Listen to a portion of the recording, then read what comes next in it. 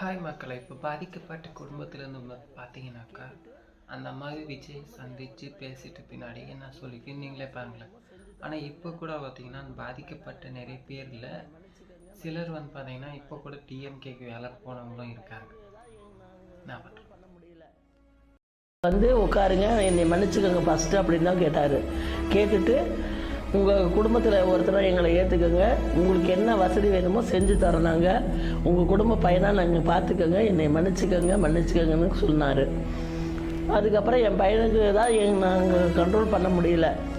என் பிள்ளைகள்லாம் பார்க்கணுன்னு நினச்சதுனால தான் கூட்டிகிட்டு போனோம். அதுக்கு நாங்கள் மன்னிப்பு கேட்டுட்டோம். ஏன்னா பொண்ணுங்க குழந்தைங்கள கூட்டிகிட்டு வர வேணாம்னு சொன்னாங்க. எடுத்த வார்த்தைக்கு அந்த மன்னிப்பு கேட்டுட்டோம். நாங்கள் 8 பேர் போனோம். 8 பேருக்கு காலையில் விழுந்து மன்னிப்பு கேட்டார். கையெடுத்து கும்பிட்டுட்டு ரொம்ப அழுதுட்டார். நாங்கள் கூட தெம்பாக இருக்கோம், அவர் ரொம்ப இழைச்சி போய் தான் இருக்கார். சாப்பிட்டாரா சாப்பிடலையா அது தெரியாது. பாவம்.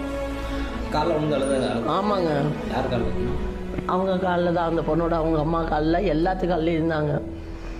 ரொம்ப கஷ்டப்பட்டு போயிட்டார். நம்ம எப்படி அழுவோமோ அந்த நேச்சரில் தான் அழுதார்.